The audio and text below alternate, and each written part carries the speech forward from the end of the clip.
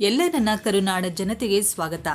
ಈ ವರ್ಷದ ಸೂರ್ಯಗ್ರಹಣ ಇನ್ನೂ ಮುಂದೆ ಇದೆ. ಅಷ್ಟರಲ್ಲೇ ರಾಜ್ಯಕ್ಕೆ ಕಣ್ಣೀರು ತರಿಸುವ ಸುದ್ದಿಯೊಂದು ಬಂದುಬಿಟ್ಟಿದೆ. ಇಡೀ ಕುಟುಂಬವೇ ಕಣ್ಣೀರಲ್ಲಿ. ಹೌದು ಸ್ನೇಹಿತರೆ, ಇದೆಲ್ಲ ಮಾಹಿತಿಯನ್ನ ತಪ್ಪದೆ ನೋಡೋಣ ಬನ್ನಿ. ಅಯ್ಯಪ್ಪ ಸ್ವಾಮಿ ಭಕ್ತರಿದ್ದ ಕ್ರೂಸರ್ ವಾಹನ ರಸ್ತೆ ಬದಿ ನಿಂತಿದ್ದ ಲಾರಿಗೆ ಅಪ್ಪಳಿಸಿದ ಪರಿಣಾಮ ಬಾಲಕಿ ಸೇರಿದಂತೆ 4 ಮೃತಪಟ್ಟಿರುವ ಘಟನೆ ಇಂದು ಮುಂಜಾನೆ ಕೋರಾ ಪೊಲೀಸ್ ಠಾಣೆ ವ್ಯಾಪ್ತಿಯಲ್ಲಿ ನಡೆದಿದೆ. ಮೃತರನ್ನು ಕೊಪ್ಪಳ ಜಿಲ್ಲೆ ಕಾಕನೂರು ತಾಲೂಕಿನ ನಿವಾಸಿಗಳಾದ ಸಾಕ್ಷಿ 7 ವರ್ಷ, ವೆಂಕಟೇಶಪ್ಪ 30 ವರ್ಷ, ಮಾರತಪ್ಪ 35 ವರ್ಷ ಹಾಗೂ ಗವಿಸಿದ್ದಪ್ಪ 40 ವರ್ಷ ಎಂದು ಗುರುತಿಸಲಾಗಿದೆ.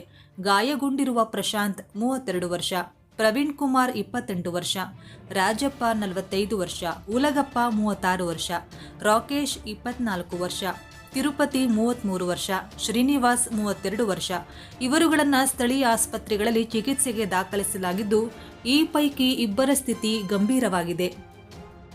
ಜನವರಿ 5ರಂದು ಕ್ರೂಸರ್ ವಾಹನದಲ್ಲಿ ಶಬರಿಮಲೆಗೆ ಚಾಲಕ ಸೇರಿದಂತೆ 11 ಮಂದಿ ಮಾಲಾಧಾರಿಗಳು ಕಾಕನೂರಿನಿಂದ ತೆರಳಿದ್ದು, ಜನವರಿ 7ರಂದು ಶಬರಿಮಲೆ ತಲುಪಿ ಅಯ್ಯಪ್ಪನ ದರ್ಶನ ಪಡೆದು ನಿನ್ನೆ ತಮಿಳುನಾಡಿನ ಪಳನಿ ದೇವಸ್ಥಾನಕ್ಕೆ ಹೊರಟಿದ್ದಾರೆ. ಮಧ್ಯಾಹ್ನ ಪಳನಿಯಿಂದ ಹೊರಟು ಬೆಂಗಳೂರು ಕಡೆಯಿಂದ ತುಮಕೂರು ಮಾರ್ಗವಾಗಿ ಕೊಪ್ಪಳಕ್ಕೆ ತೆರಳುತ್ತಿದ್ದಾಗ ಇಂದು ಮುಂಜಾನೆ 5 ಗಂಟೆ ಸುಮಾರಿನಲ್ಲಿ ರಾಷ್ಟ್ರೀಯ ಹೆದ್ದಾರಿಯ ಕೋರ ಸಮೀಪದ ವಸಂತ ನರಸಾಪುರ ಕೈಗಾರಿಕಾ ಪ್ರದೇಶದ ಬಳಿ ಬರ್ತಾ ಇದ್ದಂತೆ ರಸ್ತೆ ಬದಿ ನಿಂತಿದ್ದ ಲಾರಿಗೆ ಅತಿ ವೇಗವಾಗಿ ಬಂದ ಕ್ರೂಸರ್ ವಾಹನ ನಿಯಂತ್ರಣ ತಪ್ಪಿ ಅಪ್ಪಳಿಸಿದ ಪರಿಣಾಮ ಭೀಕರ ಅಪಘಾತವಾಗಿ ಸ್ಥಳದಲ್ಲಿಯೇ 3 ಸಾವನ್ನಪ್ಪಿದ್ದು, ಆಸ್ಪತ್ರೆಗೆ ಕರೆದೊಯ್ಯುತ್ತಿದ್ದಾಗ ಮಾರ್ಗ ಮಧ್ಯೆ ಮತ್ತೊಬ್ಬರು ಮೃತಪಟ್ಟಿದ್ದಾರೆ.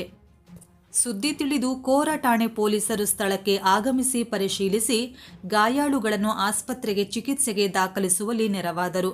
4 ಮೃತದೇಹಗಳನ್ನು ಸರ್ಕಾರಿ ಆಸ್ಪತ್ರೆಗೆ ಮರಣೋತ್ತರ ಪರೀಕ್ಷೆಗೆ ರವಾನಿಸಲಾಗಿದೆ. ಈ ಸಂಬಂಧ ಕೋರ ಪೊಲೀಸ್ ಠಾಣೆಯಲ್ಲಿ ಪಿಎಸ್ಐ ಸಾಗರ್ ಮಸ್ಕಿ ಪ್ರಕರಣ ದಾಖಲಿಸಿಕೊಂಡು ಮುಂದಿನ ತನಿಖೆಯನ್ನು ಕೈಗೊಂಡಿದ್ದಾರೆ.